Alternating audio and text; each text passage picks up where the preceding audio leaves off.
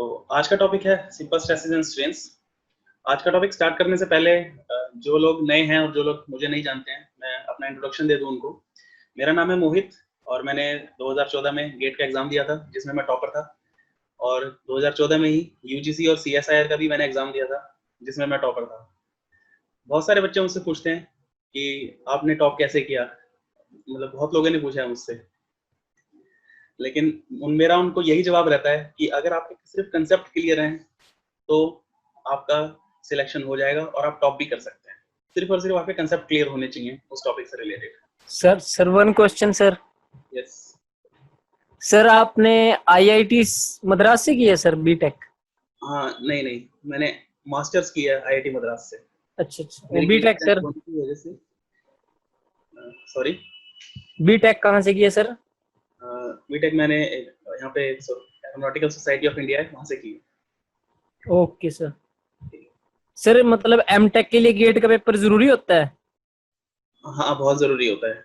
अगर आपको किसी अच्छे इंस्टीट्यूट में एमटेक करना है तो गेट का एग्जाम देना बहुत जरूरी है। अगर वैसे किसी लोकल में करना है तो जी बिना गेट के भी हो जाएगा। जी नहीं, अब की बात देना है ना गेट का पेपर, वो थर्ड ईयर वालों के लिए भी है अब तो। हाँ, गेट की कुछ एलिजिबिलिटी क्राइटेरिया होते हैं, वो तो आप दे सकते हैं गेट का एग्जाम। गेट के एग्जाम में भी यही बात है, चाहे वो यूजीसी नेट का एग्जाम हो, चाहे वो गेट का एग्जाम हो, चाहे वो कोई भी एग्जाम हो, अगर आपके सिर्फ और सिर्फ कंसेप्ट क्लियर है तो आप उसमें क्वालिफाई तो करना है ही है, टॉप भी कर सकते हैं आराम से। ऊपर सिर्फ आपके कंसेप्ट क्लियर होने चाहिए। और वो सारे के सारे कंसेप्ट मैंने कैसे क्लियर किए थे, स्ट्रेंथ ऑफ मटेरियल्स के, फ्लूइड मैकेनिक्स के, वो मैं आपको बताऊंगा अपनी इन लाइव क्लासेस की सीरीज में। Okay, thank you sir. और आपको साथ ही साथ कुछ टिप्स एंड ट्रिक्स भी मिलेंगी कि क्वेश्चन को कैसे जल्दी सॉल्व किया जाए और किस तरीके से किसी टॉपिक को अप्रोच किया जाए, उसको कैसे प्रिपेयर किया जाए। वो सारी की सारी टिप्स एंड ट्रिक्स आपको बीच बीच में मिलती रहेंगी।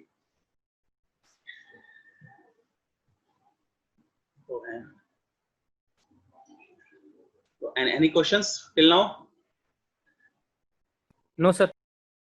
ओके, सो इससे पहले हमने अपनी लास्ट क्लास में टॉर्शन पढ़ा था। तो बहुत बच्चों का मेरे पास फीडबैक आया था कि बहुत अच्छी क्लास थी, लेकिन कुछ बच्चों का फीडबैक आया था कि सर आपने बहुत तेज पढ़ा दिया, तो उनके कंसेप्ट कुछ क्लियर नहीं हो पाए। तो कोई बात नहीं, तो उस टॉर्शन को अभी हम रहने देंगे। जो आपके कंसेप्ट क्लियर नहीं हो पाए हैं तो हम इस टॉर्शन को एक बार फिर से ले लेंगे अपनी इस लाइव क्लासेस की सीरीज में कुछ दिनों में। आज हम सिंपल स्ट्रेसेस एंड स्ट्रेन्स पढ़ेंगे, बिल्कुल बेसिक से, जिससे कि आपको कोई भी डाउट नहीं रहने वाला है इसके अंदर। तो इसी के साथ आज का लेक्चर शुरू करते हैं। तो कृपया ये एनोटेट करना बंद कीजिए, जो भी कर रहा है एनोटेट।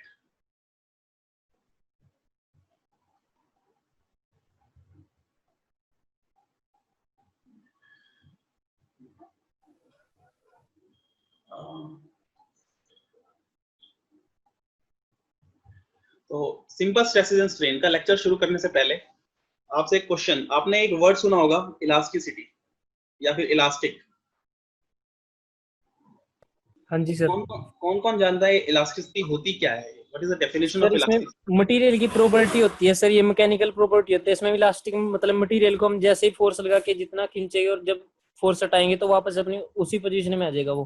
तो अगर मैं आपको एग्जांपल दे दूं कि रबड़ है आपके पास और आयरन है आपके पास और लेट्स से ग्लास है आपके पास, कौन सा सबसे रबर है सर, रबर इलास्टिक है? कौन सा सबसे ज्यादा इलास्टिक है? Rubber sir. रबर है। हाँ और जी। कोई? अपनी चैट विंडो में भी आप लिख सकते हैं। स्पंज है सर, स्पंज। नहीं, इन तीन ऑप्शन में से ही देना है आपको जवाब। रबड़ है सर, इलास्टिक तो। इलास्टिक रबड़ है सबसे ज्यादा? हाँ जी, ओके। रबड़ है सर। और कोई? मैं बार बार इसलिए पूछ रहा हूँ क्योंकि रबड़ नहीं है। किसी ने जवाब दिया आयरन, मुकेश मिश्रा। मुकेश आप बताएंगे कि आपने आयरन ही सही है सर। क्यों?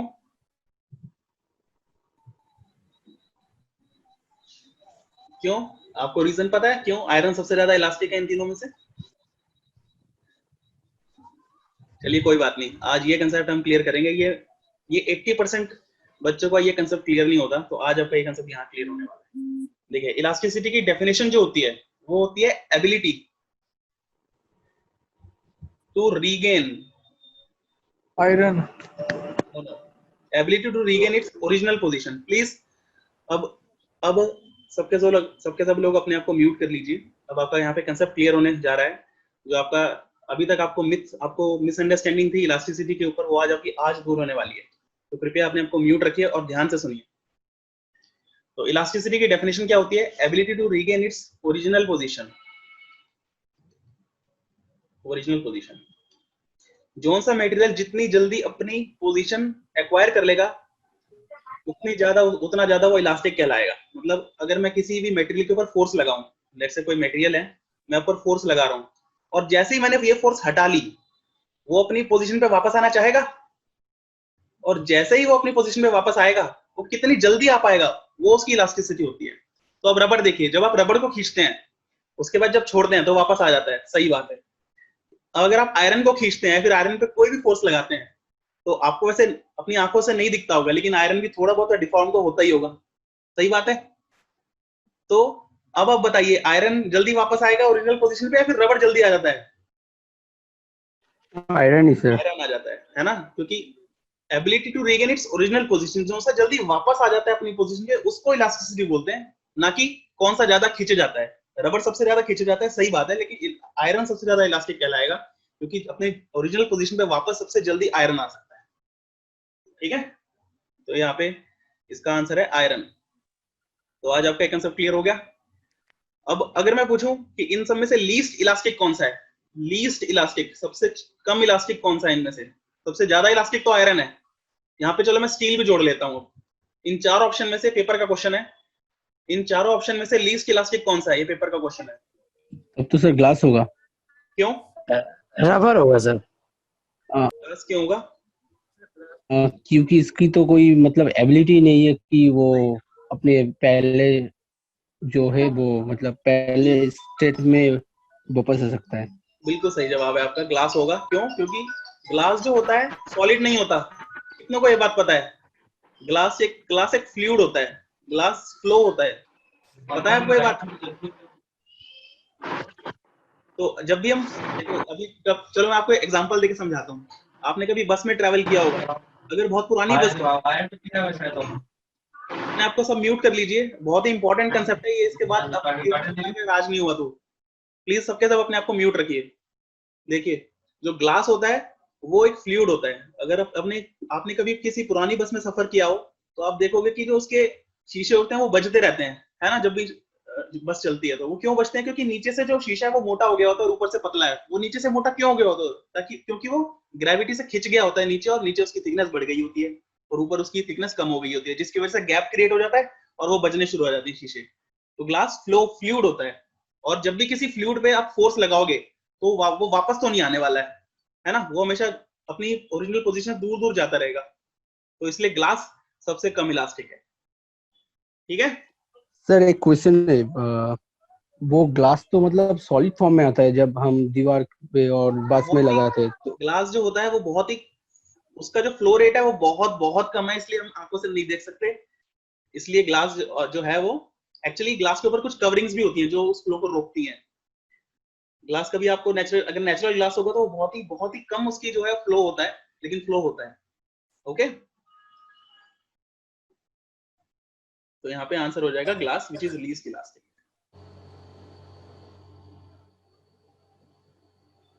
Any questions? सर ये टॉपिक रिपीट करना, ग्लास वाला सर, लीस्ट इलास्टिक ग्लास वाला। वाला चलिए रिपीट कर देते हैं आपके लिए। ग्लास जो होता है वो फ्लूइड होता है, और किसी भी फ्लूइड पे अगर आप कोई भी फोर्स लगाओगे तो अपनी ओरिजिनल पोजीशन पे वापस नहीं आ सकता वो, क्योंकि वो तो फ्लो ही होता चला जाएगा। इसलिए ग्लास सबसे कम इलास्टिक है। इलास्टिसिटी की डेफिनेशन होती है कि जितनी जल्दी वो आ सके अपनी ओरिजिनल पोजीशन पे, और ग्लास कभी नहीं आने वाला, इसलिए ग्लास सबसे लीस्ट इलास्टिक बोला जाता है। तो ऑप्शन हो जाएगा आपके लिए ग्लास, लीस्ट इलास्टिक। और सबसे ज्यादा इलास्टिक कौन सा है इन सब में से? आयरन। ओके, ठीक है सर सबसे ज्यादा स्टील नहीं होगा? क्यों? अब आप चलिए, अब आयरन और स्टील के अंदर बहस खड़ी हुई है, तो स्टील क्यों होगा बताइए? आप क्यों सोचते हैं कि स्टील होगा? नहीं सर, आयरन होगा, सॉरी सर। नहीं, अगर क्योंकि आप उसके बाद स्टील होगा सर, आयरन के बाद। क्यों? सर वो उसका जो डिफॉर्मेशन होगा, हाँ। डिफॉर्मेशन उससे आयरन से कम होगा। कम होगा। सही कह रहे हो, डिफॉर्मेशन स्टील के अंदर ज्यादा हो जाएगा, आयरन के अंदर कम डिफॉर्मेशन होगा, इसलिए कम iron होगा। ज्यादा इलास्टिक है। सही बात। और जिन लोगों को भी वॉइस प्रॉब्लम हो रही है, कृपया अपना नेटवर्क चेक कीजिए, इंटरनेट चेक कीजिए, क्योंकि आई थिंक बहुत लोगों को मेरी आवाज सही आ रही है।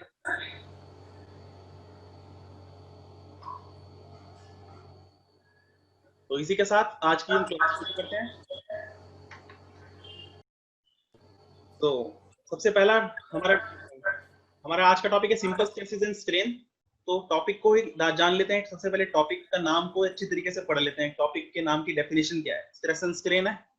स्ट्रेस क्या होता है और स्ट्रेन क्या होता है? एनीवन? स्ट्रेस की definition? Force per unit area. और हाँ जी, फोर्स पर यूनिट एरिया। बहुत अच्छी बात है, बहुत सही है। ये तो मैथमेटिकल डेफिनेशन होगी स्ट्रेस की।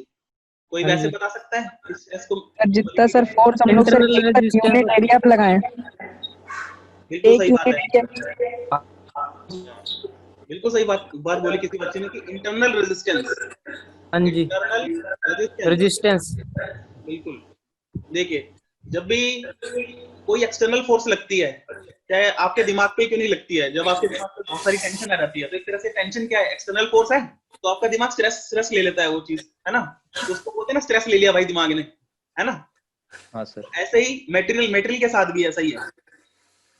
तो मटेरियल के ऊपर भी जब भी कोई फोर्स लगाते हैं, तो मटेरियल उसका स्ट्रेस ले लेता है अपने अंदर, और वो स्ट्रेस इक्वल एंड अपोजिट होता है एक्सटर्नल फोर्स के अप्लाइड के। इक्वल एंड अपोजिट क्यों होता है? न्यूटन का थर्ड लॉ है, every action has equal and opposite reaction, right?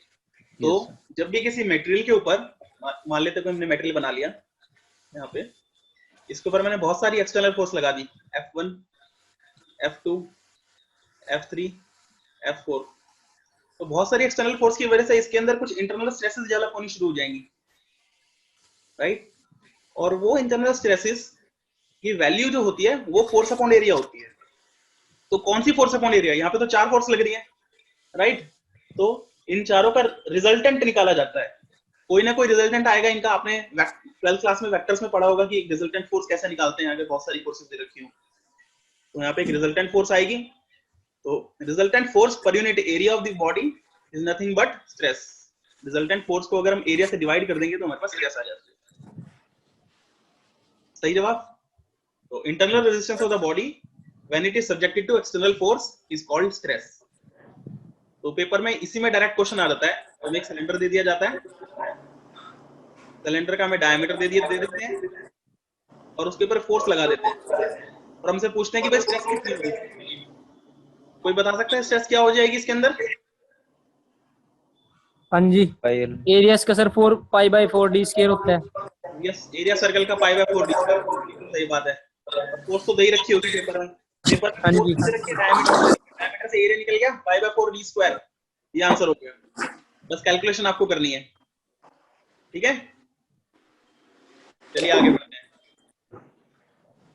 अब आ जाते हैं, स्ट्रेस तो हमने पढ़ लिया, अब पढ़ते हैं टाइप्स ऑफ स्ट्रेस क्या होती है, कितने तरीके की होती हैं स्ट्रेसेस, वो देखते हैं। हाँ जी, compressive, tensile, shear stress. Sir normal stress and shear stress. Tensile भी होती है, डायरेक्ट भी होती है। ओके, ये सब क्या होती हैं? इनमें से क्या ये सब सेम होती हैं? कुछ जो नाम नहीं बोले सर। किसके नाम है वो हम आज देखेंगे कि इनको क्या बोलते हैं। हेलो सर, यस उसमें क्रॉस सेक्शन एरिया लिया जाएगा। Yes, cross sectional area. तो यहाँ पे जब मैंने बॉडी बनाई तो उसमें जो एरिया लिया है वो क्रॉस सेक्शनल का एरिया लिया है। बिल्कुल सही बात आपने रिमाइंड कराई है कि क्रॉस सेक्शनल एरिया लिया जाता है हमेशा। तो अगर आप बोलोगे लेटरल सरफेस एरिया लेंगे, वो नहीं लेंगे वो, लेकिन वो भी किसी केस में लेते हैं। वो कब लेते हैं वो हम आज के लेक्चर में पढ़ेंगे कि कब हम लेटरल सरफेस एरिया लेते हैं और कब हम क्रॉस सेक्शनल एरिया लेते हैं, ठीक है? अगर आपको पेपर में सिर्फ और सिर्फ डायमीटर दे दिया है तो आप लेटरल सरफेस एरिया कैलकुलेट ही नहीं कर सकते, आपको लेंथ ही दी है ना, तो आप खुद ही समझ जाना कि भाई क्रॉस सेक्शनल एरिया ही लेना है ना। लेटरल सरफेस एरिया का फॉर्मूला क्या होता है सिलेंडर का? सिलेंडर का अगर कर्व सरफेस एरिया निकालना है तो उसका एरिया का फॉर्मूला कितना होता है? πr²h। 2πr ना, जिसमें h उसकी लेंथ होती है, 2πrh। या फिर इसको हम पाई dl भी लिख सकते हैं। चलिए l लिख लेते हैं लेंथ को h की जगह। तो अगर हमें लेंथ पेपर में दी ही नहीं और फोर्स और डायमीटर दे रखा है, तो कौन सा एरिया लोगे आप? क्रॉस सेक्शनल एरिया ही तो लोगे, यस सर। ठीक है। Yes sir. चलिए अब हम आगे बढ़ते हैं, टाइप्स ऑफ स्ट्रेस। देखिए दो ही तरीके की स्ट्रेस होती है बस, एक होती है नॉर्मल स्ट्रेस, एक होती है शियर स्ट्रेस। बाकी जितनी भी स्ट्रेसेस हैं वो इन्हीं में से कुछ ना कुछ होंगी, इन्हीं में से कुछ ना कुछ निकलेंगी। बिल्कुल सही जवाब, नॉर्मल एंड शियर स्ट्रेस। तो बाकी जितनी भी स्ट्रेसेस हैं वो इन्हीं में से हम इन्हीं के सारे टाइप्स होते हैं। चलिए देखते हैं वो कैसे होते हैं। नॉर्मल स्ट्रेस, अब देखिए नॉर्मल स्ट्रेस क्या है? प्लीज अपने आप को म्यूट कीजिए। ये गल बनती है। अब हर कोई अपने आप को म्यूट कर लीजिए। हाँ, अब नॉर्मल स्ट्रेस क्या होती है? मान लेते हैं हमारे पास कोई बॉडी है, लिख लो, लिख लो, इन लिख लो। तो अगर उसका एरिया ऑफ क्रॉस सेक्शन मान लेते हैं ये है, हमने उसको काट दिया और उसका एरिया ऑफ क्रॉस सेक्शन ये है, पेन लिख लो ना, ठीक है। ये उसका एरिया ऑफ बॉडी का area of cross section.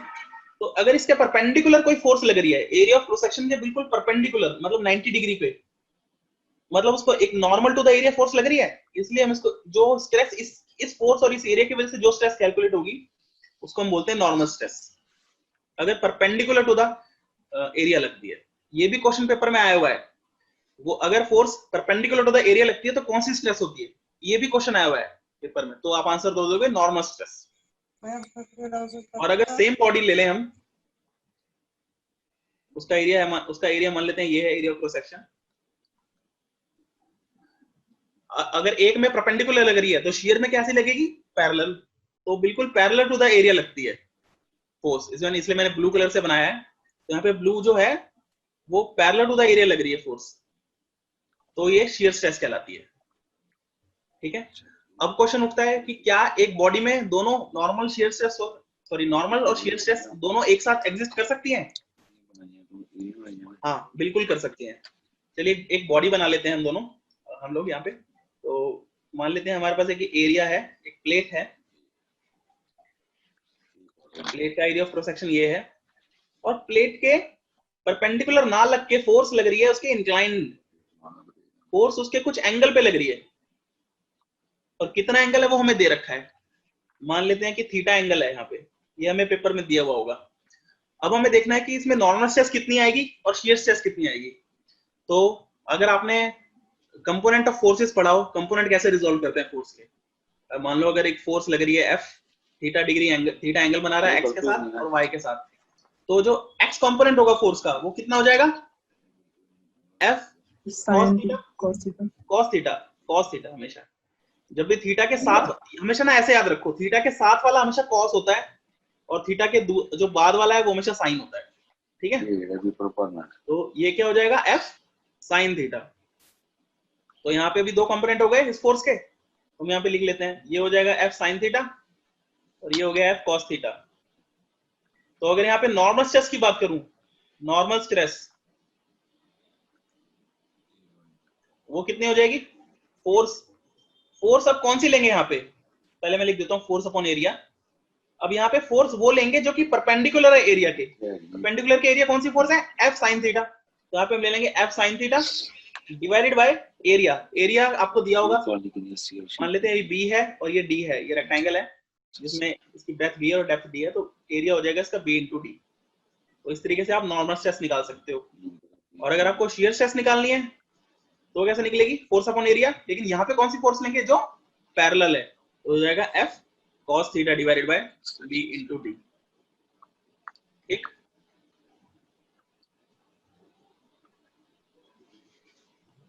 any questions?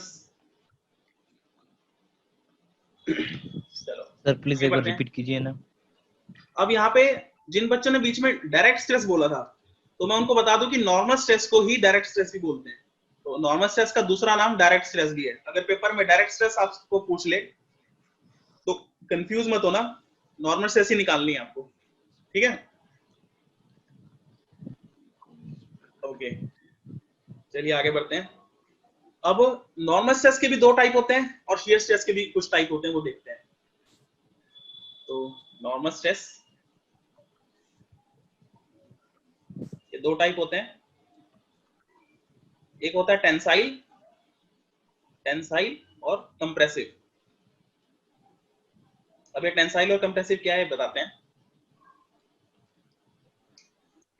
देखिए, मैंने बोला कि अगर फोर्स परपेंडिकुलर लगे किसी भी एरिया के, तो जो वो फोर्स है वो नॉर्मल स्ट्रेस होती है, राइट। तो फोर्स अगर परपेंडिकुलर लगे एरिया के तो वो नॉर्मल होता है, सही बात है। लेकिन ये फोर्स दो तरीके से लग सकती है, या तो ये इस, चलो एक बॉडी बना लेते हैं, यहाँ पे एक क्यूब बना लिया मैंने। अब ये फोर्स इसको खींच सकती है, ऊपर की डायरेक्शन में एरो लग सकता है, या फिर ये फोर्स इसको दबा सकती है, मतलब नीचे की डायरेक्शन में भी एरो लग सकता है। तो एरो कहाँ लग रहा है उसके बेस पे हमारे पास दो टाइप बन जाते हैं। अगर एरो से खींच रहा है तो ये टेंसाइल फोर्स हो जाती है। अगर एरो जो है वो इसको फोर्स अगर खींच रही है, टेंसाइल है मतलब खींच रही है, तो ये टेंसाइल स्ट्रेस हो जाती है। नॉर्मल स्ट्रेस का ही टाइप हो जाता है टेंसाइल स्ट्रेस। और अगर ये इस बॉडी को दबा रही है, कंप्रेस कर रही है, तो ये हो जाती है कंप्रेसिव स्ट्रेस। दोनों ही केस में देखिए 90 डिग्री पे लग रही है फोर्स, लेकिन यहाँ पे एक में हो जाएगी टेंसाइल क्योंकि एक में खींच रहा है और एक में दबा रहा है बॉडी को, इसलिए ये कंप्रेसिव स्ट्रेस हो जाएगी। दोनों में फॉर्मूला सेम ही है, फोर्स अपॉन में area, normal stress is equal to force upon area, चाहे वो टेंसाइल हो चाहे वो कंप्रेसिव हो। कभी कभी साइन कन्वेंशन ले लेते हैं, टेंसाइल स्ट्रेस को कभी कभी हम पॉजिटिव ले लेते हैं और कंप्रेसिव स्ट्रेस को कभी कभी हम नेगेटिव ले लेते हैं। कल के भर के देंगा मैं, ठीक है, ये भी काम नहीं करना, ये कल सोमवार। चलिए ये तो हो गया नॉर्मल स्ट्रेस के टाइप। अब देखते हैं शियर स्ट्रेस के टाइप। शियर स्ट्रेस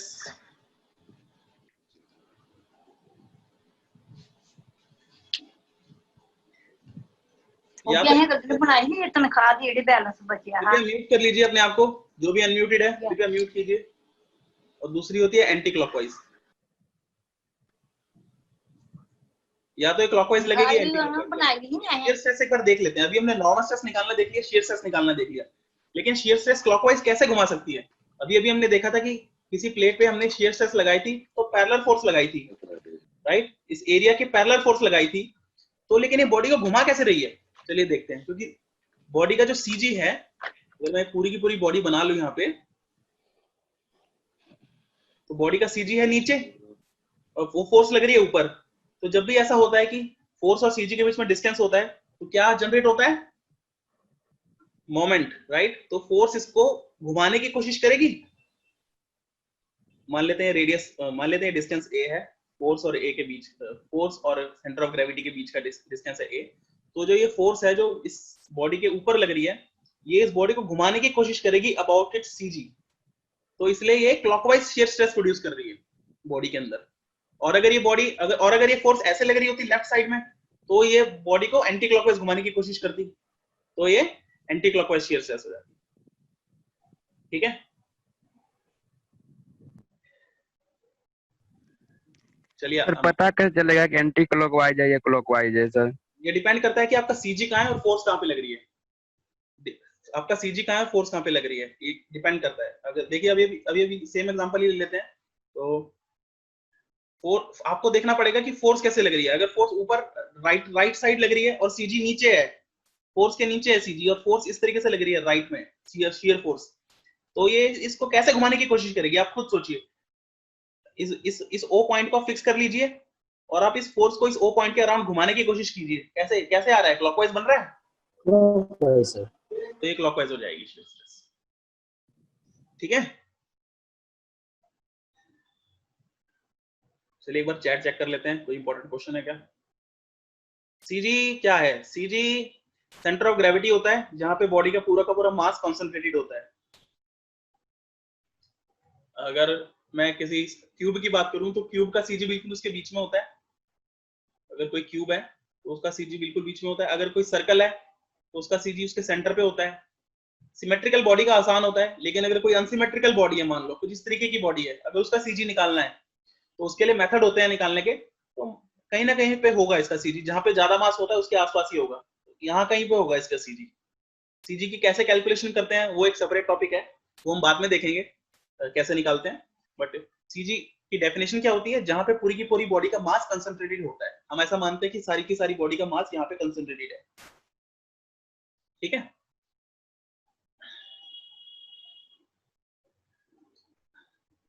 और अगर ट्राइंगल का सीजी की बात करें तो क्योंकि ट्राइंगल में क्या होता है कि ज्यादा मास नीचे है, ऊपर कम मास है, तो ट्राइंगल का सीजी बिल्कुल थोड़ा सा यहाँ नीचे होगा, हल्का सा, मतलब थोड़ा सा बेस के पास होगा। h/3 होगा सर, नीचे से। सॉरी, बोलिए। नीचे से h/3 डिस्टेंस पे होगा सीजी। बिल्कुल सही जवाब, बिल्कुल सही जवाब है, नीचे से h/3 डिस्टेंस पे होगा। ये हम आगे पढ़ेंगे। थैंक यू, आपने अभी बता दिया, अच्छी बात है, आपको पता है, आपके कंसेप्ट क्लियर है। तो और मतलब पैराबोला का क्या कहाँ पे होता है सीजी, और भी काफी सारी शेप्स होंगी जिनके हम सीजी आपको बताएंगे अपनी आने वाली क्लासेस में। जब हम shear force and bending moment diagram पढ़ेंगे तब तो सीजी कैलकुलेशन बहुत जरूरी हो जाएगा। तब हम आपको बताएंगे कि सीजी अलग अलग शेप्स हम कैसे निकालते हैं, और आपको कुछ सीजी याद भी रखने पड़ेंगे। ऐसा नहीं है कि हमेशा निकालोगे ही पेपर में, क्योंकि पेपर में टाइम नहीं होता, पेपर में करना है जल्दी जल्दी फटाफट क्वेश्चन। तो हम आपको 3-4 बेसिक शेप बताएंगे, जिन शेप से बाहर कोई क्वेश्चन नहीं आता। उन बेसिक शेप्स के आप सीजी याद कर लेना कितने डिस्टेंस पे होते हैं, तो आपका पेपर में यूं क्वेश्चन बन जाएगा।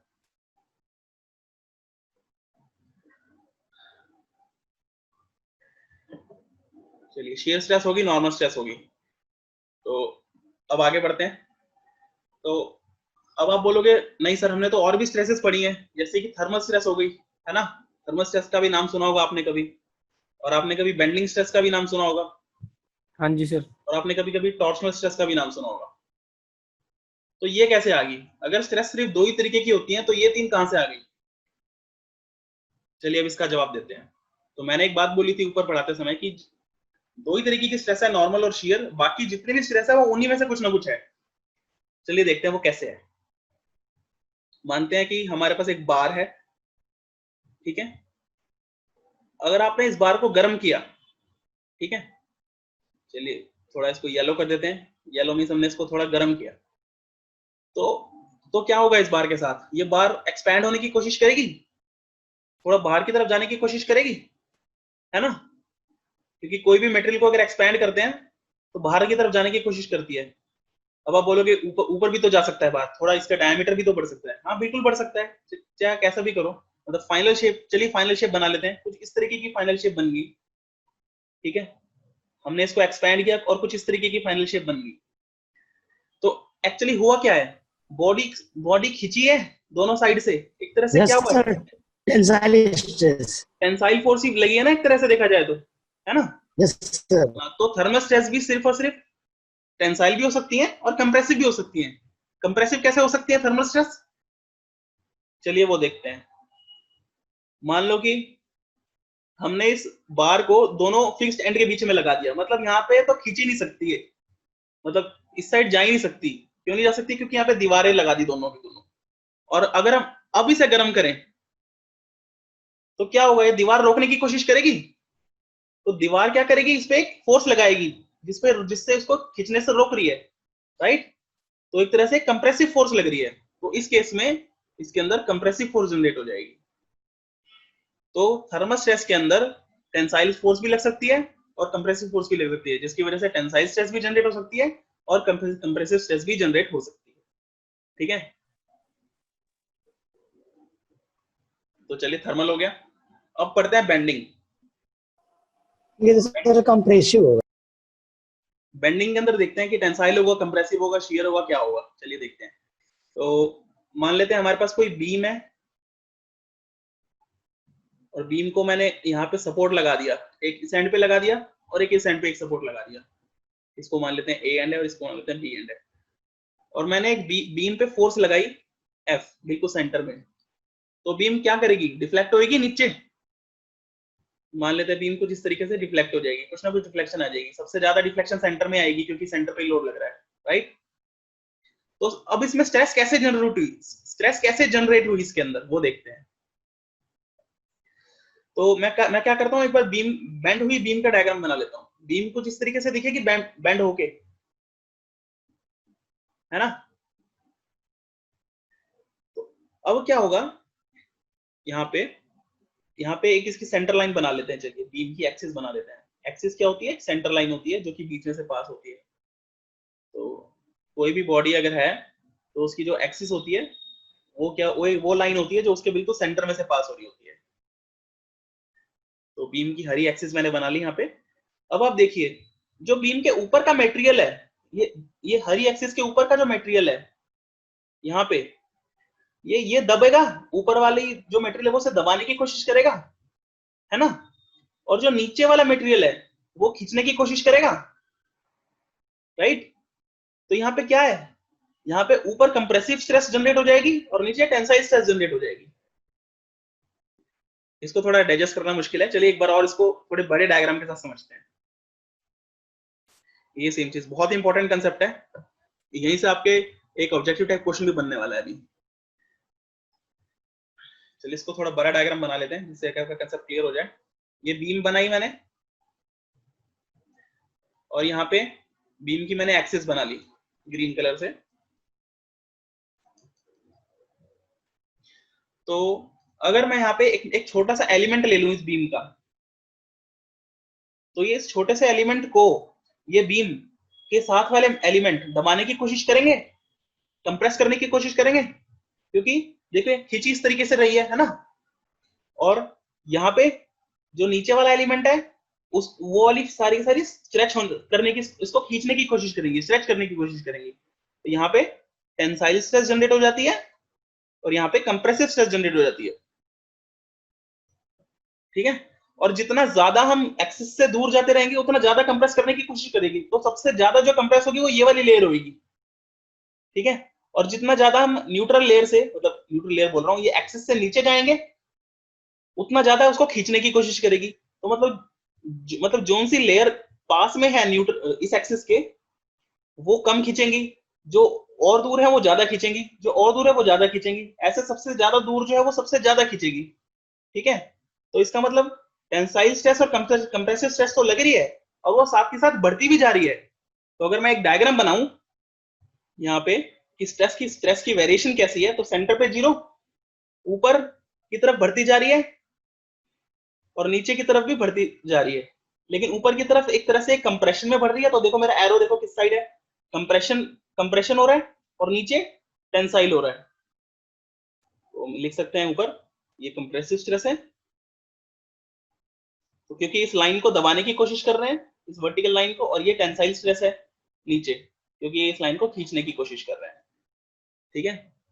तो पेपर में ये क्वेश्चन आता है कि भाई कैसा डिस्ट्रीब्यूशन दिखेगा बेंडिंग के अंदर, तो आपको ये डायग्राम ऑप्शन में दिया हुआ होता है। डायग्राम तो ऐसा एक और दिया होगा लेकिन उसके अंदर एरो की डायरेक्शन गलत होगी, तो आपको एरो की डायरेक्शन भी याद रखनी पड़ती है। सर आपने एरो की डायरेक्शन तो सेम में लगाई है।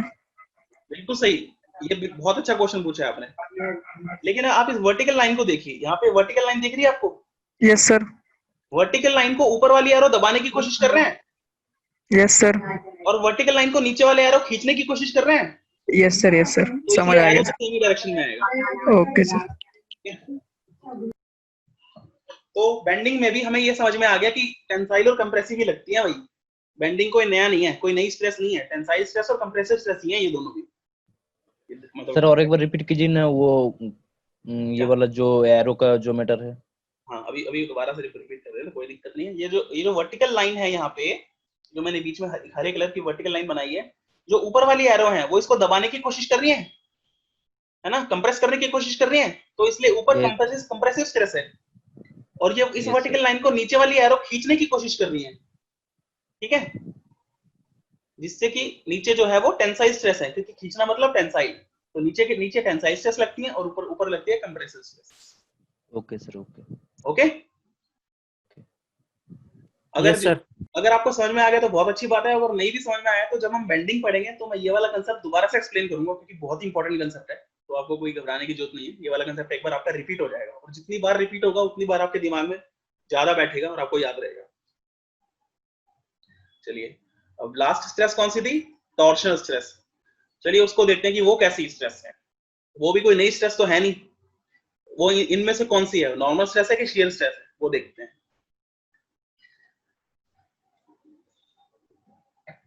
तो टॉर्शन हम एक्चुअली अपने लास्ट लेक्चर में देख चुके हैं कि टॉर्शन क्या होता है है ना। तो टॉर्शन के अंदर ही टॉर्शनल स्ट्रेस जनरेट होती है। तो उसको एक बार दोबारा से उसी को रिवाइज कर लेते हैं। हमारे पास एक शाफ्ट है और शाफ्ट को हमने घुमाने की कोशिश की, मरोड़ने की कोशिश की, एक टॉर्क देनी। ठीक, अगर आप पेंसिल को मरोड़ने की कोशिश करो तो आप एक तरह से टॉर्शन लगा रहे हो पेंसिल पे, ठीक है। तो पेंसिल ट्विस्ट होने की कोशिश करती है और कभी कभी टूट भी जाती है, क्योंकि आपने जो स्ट्रेस लगाई है टॉर्क की वजह से, जितनी आप पेंसिल में स्ट्रेस लगाते हो वो ज्यादा हो जाती है मटेरियल की स्ट्रेंथ से। मटेरियल उतना ज्यादा बियर नहीं कर पाता है कभी कभी, ठीक है। तो टॉर्क हमें पता है कि टॉर्क क्या होती है, टॉर्शन क्या होता है। तो जब हम टॉर्क अप्लाई करते हैं तो एक टॉर्शनल शियर स्ट्रेस डेवलप होती है, क्योंकि सरफेस पे टॉर्क लग रही है तो इसलिए बॉडी के अंदर भी एक तरह से शियर स्ट्रेस ही डेवलप हो जाती है उस डायरेक्शन में जिस डायरेक्शन में आप टॉर्क अप्लाई कर रहे हो, ठीक है। तो एक तरह से ये जब भी हम टॉर्क लगाते हैं तो शियर स्ट्रेस डेवलप होती है। तो यहाँ पे भी कोई नई स्ट्रेस नहीं है, शियर स्ट्रेस है, ठीक है। लेकिन इसको हम बोलते हैं टॉर्शनल शियर स्ट्रेस, क्योंकि टॉर्क की वजह से आ रही है। ये बहुत इंपॉर्टेंट कंसेप्ट है, क्योंकि शियर स्ट्रेस तो टॉर्क की वजह के बिना भी बनती है। अगर मैं आपको सिंपल एग्जांपल लेके बताऊं, एक क्यूब ले लूं, उस क्यूब पे मैंने फोर्स लगा दी एक perpendicular direction, sorry parallel direction में, तो शियर स्ट्रेस तो इसने भी जनरेट की, एक क्लॉकवाइज शियर स्ट्रेस तो ये भी जनरेट करेगा। लेकिन ये वाली जो शियर स्ट्रेस होती है इस केस में, इसको हम बोलते हैं transverse shear stress, transverse shear stress,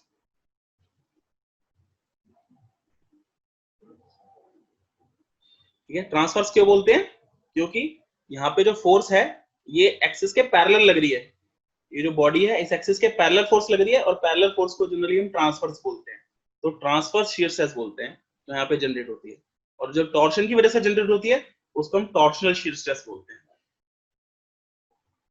ठीक है। तो हमने अभी 3 एग्जांपल देखे, थर्मल स्ट्रेस, बेंडिंग स्ट्रेस और टॉर्शनल स्ट्रेस। तीनों कोई नई स्ट्रेस नहीं है, तीनों के अंदर या तो नॉर्मल स्ट्रेस ही है या तो शियर स्ट्रेस ही है, ओके। तो अभी तक किसी को कोई प्रॉब्लम हो तो अभी कोई क्वेश्चन पूछ सकता है।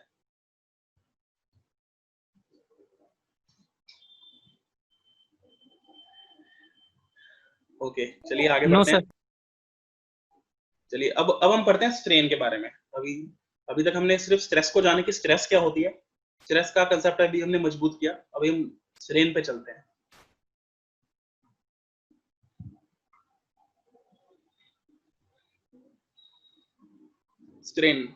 स्ट्रेन क्या होता है? कोई change in dimension upon original dimension,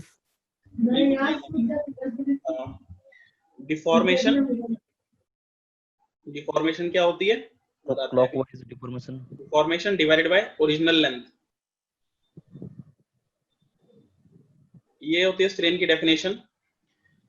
तो स्ट्रेन को हम जनरली डिनोट करते हैं एप्सिलॉन से, डिनोट करते हैं। एप्सिलॉन एक अपना ग्रीक लेटर है, इसको इस तरीके से बनाते हैं, इससे हम स्ट्रेन को डिनोट करते हैं। और ऊपर मैं बताना भूल गया, जो स्ट्रेस होती है, स्ट्रेस को हम सिग्मा से डिनोट करते हैं।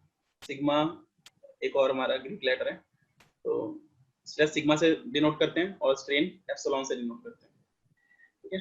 तो डिफॉर्मेशन पर यूनिट लेंथ को हम स्ट्रेन बोलते हैं, डिफॉर्मेशन पर यूनिट लेंथ।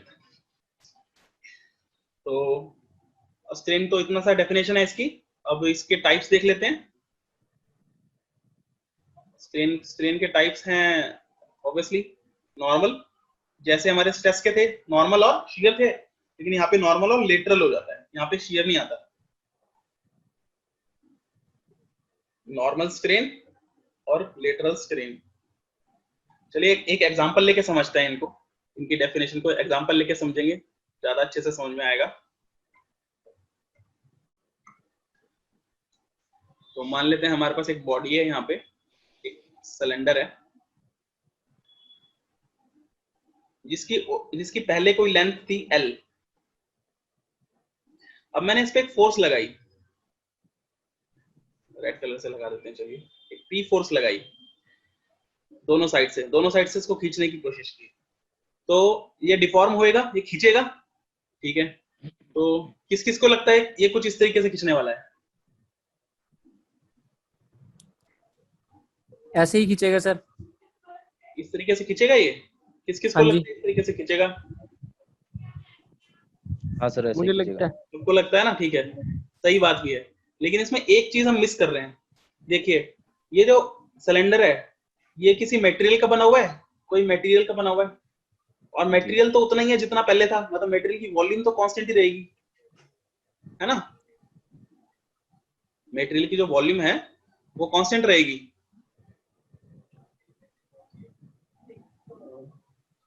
या तो इसका मतलब अगर हम इसे खींचेंगे तो ये जो जो इस डायरेक्शन में ना ये दबने की कोशिश करेगा।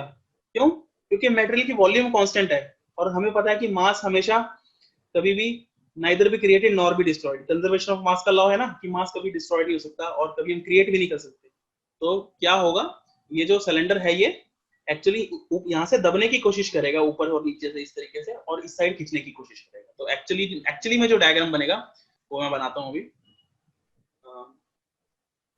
चलिए वो मैं रेड कलर से बना रहा हूँ, तो वो कुछ इस तरीके से बनेगा जो एक्चुअल डिफॉर्मेशन आएगी इसके अंदर। देखिए थोड़ा थोड़ा वहां से ये दब गया ऊपर से, ठीक है।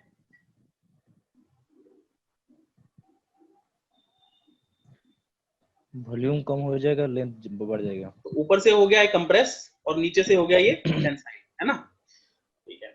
तो अब बात करते हैं नॉर्मल स्ट्रेन की और लेटरल स्ट्रेन की। तो नॉर्मल स्ट्रेन कितनी होगी वो देख लेते हैं।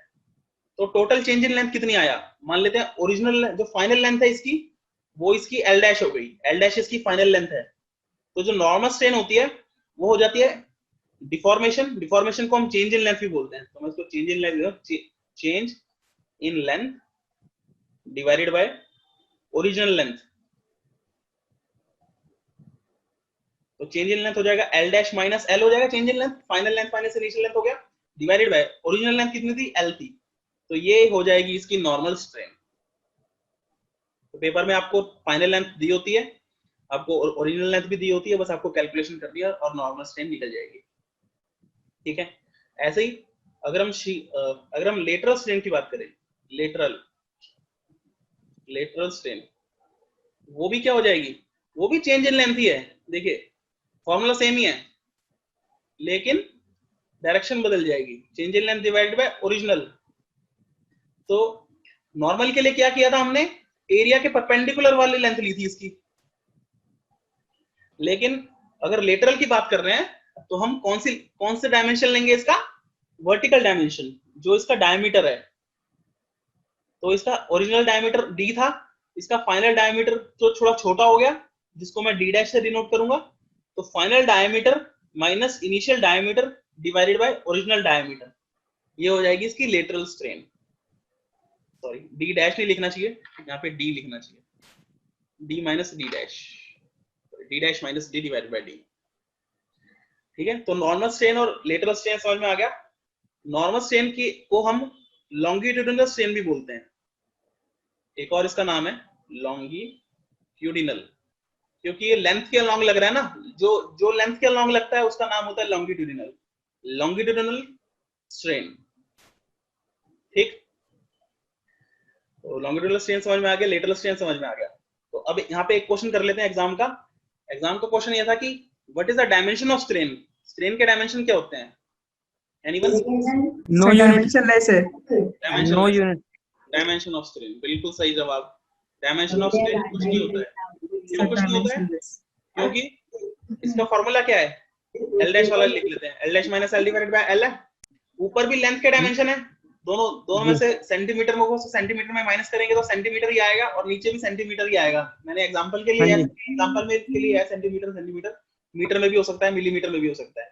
अब सेंटीमीटर से सेंटीमीटर कट गया तो नो यूनिट, स्ट्रेन की कोई भी यूनिट नहीं होती है, ठीक है।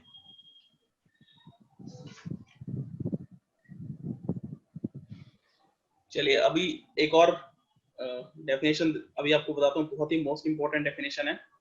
अभी हमने स्ट्रेस पढ़ लिया, स्ट्रेन पढ़ लिया, अभी तक किसी को कोई डाउट है? सर स्ट्रेन का डेफिनेशन ऐसा होगा कि क्रॉस सेक्शनल क्लॉकवाइज और एंटी क्लॉकवाइज डिफॉर्मेशन। नहीं, स्ट्रेन कभी लॉन्गिट्यूड क्लॉकवाइज एंटी क्लॉकवाइज नहीं है। स्ट्रेन हमेशा, स्ट्रेन मतलब बॉडी के अंदर कितना डिफॉर्मेशन आया, या तो वो खींचेगी या वो दबेगी, है ना। तो खिंचाव में अगर आता है तो वो लॉन्गिट्यूडिनल स्ट्रेन बन जाता है, और अगर दबाव में आ रहा है तो वो लेटरल बन जाता है।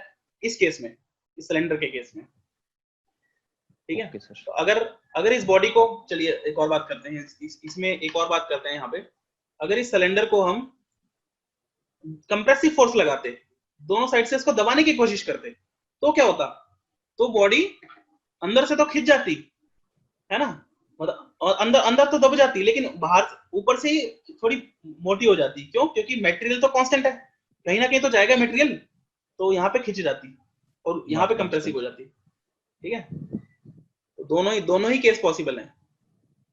Okay sir.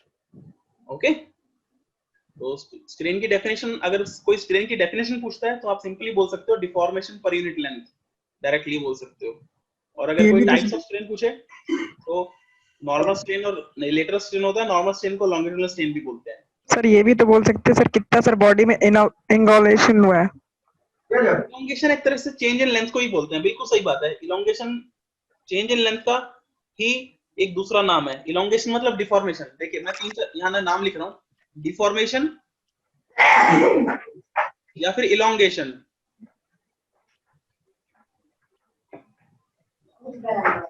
ये इंटरचेंजेबली यूज होते हैं वर्ड। कभी कभी ये भी बोल सकता है इलोंगेशन, कभी कभी बोल सकता है डिफॉर्मेशन। डिफॉर्मेशन ज्यादा सही वर्ड है। कोई बता सकता है क्यों डिफॉर्मेशन ज्यादा सही बोलना चाहिए हमें? डिफॉर्मेशन, इलोंगेशन ज्यादा सही वर्ड नहीं है। डिफॉर्मेशन इसलिए है क्योंकि डिफॉर्मेशन में इलोंगेशन और कंप्रेसिव दोनों आगे, लेकिन इलोंगेशन मतलब सिर्फ खींचना होता है। इलोंगेशन का मतलब सिर्फ बॉडी को खींचना होता है, लेकिन डिफॉर्मेशन के अंदर खींचना भी आ गया और दबाना भी आ गया, तो डिफॉर्मेशन ज्यादा सही वर्ड है। तो इसलिए आप बोलो deformation per unit length, elongation per unit length मत बोलो। ठीक है, ओके सर। ओके चलिए अब एक डेफिनेशन पढ़ते हैं, वो डेफिनेशन के बाद आज की क्लास को हम रोकेंगे। और वो डेफिनेशन बहुत ही इंपॉर्टेंट है, पूरा का पूरा आपका स्ट्रेंथ ऑफ मटेरियल है उसी पे बेस है। तो पॉइजन रेशियो, स्क्रीन आप सबको दिख रही है? जी सर। हाँ जी सर। हाँ, तो पॉइजन रेशियो की डेफिनेशन होती है lateral strain divided by normal strain. तो लेटरल स्ट्रेन का भी हमने फॉर्मूला पढ़ा था, change in diameter delta D divided by D divided by normal strain क्या था, delta L divided by L. ठीक है, लेकिन यहाँ पे एक माइनस साइन भी आता है ऊपर। यहाँ पे माइनस साइन क्यों आता है? माइनस साइन फॉर्मूले में आता है, कोई बता सकता है क्यों? कंप्रेशन के लिए सर। बिल्कुल सही बात है, क्योंकि देखिए सर अभी, लेटरल में हाँ जी बोलिए बोलिए बोलिए। चलिए कोई बात नहीं। देखिए अभी हमने क्या किया था, एक फोर्स से इसको खींचा था, तो लॉन्गिट्यूडनल डायरेक्शन में तो खींच गया था, लेकिन ऊपर से तो कंप्रेसिव हुआ था ना, ऊपर से तो इसके डायमेंशन घटे थे ना, नीचे से भले इसके डायमेंशन बढ़े हों, नीचे से इसकी लेंथ एल से एल डैश हो गई थी, लेकिन डायमीटर इसका जो ओरिजिनल था उससे कम हुआ था, तो डायमीटर का जो चेंज है वो नेगेटिव में आया होगा। ये डेल्टा डी जो है वो नेगेटिव में आएगा। इस नेगेटिव को पॉजिटिव करने के लिए नेगेटिव साइन लगाया हुआ है, क्योंकि नेगेटिव नेगेटिव पॉजिटिव होता है इसलिए। और हम हमेशा पॉइजन रेशियो को हम पॉजिटिव में डिफाइन करते हैं, तो इसलिए पॉइजन रेशियो है वो उसमें एक माइनस साइन लगता है। ठीक है, तो इस पॉइजन रेशियो का फॉर्मूला हो गया, इसको हम न्यू से डिनोट करते हैं, इसको हम न्यू बोलते हैं, एन यू न्यू। इसका फॉर्मूला हो गया minus delta D by D divided by minus delta L by L. तो ये बहुत ही इंपॉर्टेंट डेफिनेशन है। इसके बेस पे क्वेश्चंस हम अपने अगले लेक्चर में करेंगे, और इसके बेस पे आगे हुक्स लॉ आ रहा है और डिफॉर्मेशन आ रही है, चेंज इन लेंथ कैसे निकालते हैं, एक्सटेंशन इन बार कैसे निकालते हैं, वो सब हम अपने। अगर लैटरल स्ट्रेन टेंसाइल होगा तो, सॉरी, अगर लैटरल स्ट्रेन जो है वो टेंसाइल में हुआ तो ठीक है, मतलब नेगेटिव बात साइन करते हैं। आएगा या नहीं आएगा? देखिए अगर लेटरल स्ट्रेन टेंसाइल में हुआ ना, तो लॉन्गिट्यूडनल स्ट्रेन नेगेटिव में हो जाएगा, कंप्रेसिव में हो जाएगा। क्योंकि देखिए अगर आप इसको कंप्रेसिव फोर्स लगाएं, है ना, तो अब क्या होगा, अब बॉडी डायमीटर में तो बड़ी हो गई लेकिन लेंथ में छोटी हो गई ना, हाँ तो सर। जिसकी वजह से डेल्टा एल नेगेटिव में हो जाएगा। और अगर डेल्टा एल नेगेटिव हो जाएगा तो उसको भी तो पॉजिटिव करना है, तो उसके लिए नेगेटिव साइन है। तो चाहे कोई भी मतलब सूरत हो, नेगेटिव आना ही है। नेगेटिव आएगा ही आएगा, चाहे वो कैसा भी सिचुएशन हो हमारे पास। ठीक है, तो पॉइजन रेशियो का फॉर्मूला हो गया minus delta D by D divided by delta L by L. तो ये आप याद रखिएगा, तो आप पेपर में से आसानी से कैलकुलेट भी कर सकते हो। आपके पास सब कुछ होगा, डायमीटर और लेंथ तो आपको पेपर में दिया ही होगा, और फाइनल डायमीटर और फाइनल लेंथ भी आपको दे रखी होगी, तो बस आपको माइनस करना है और डिवाइड करना है और आंसर आ जाएगा। ठीक है,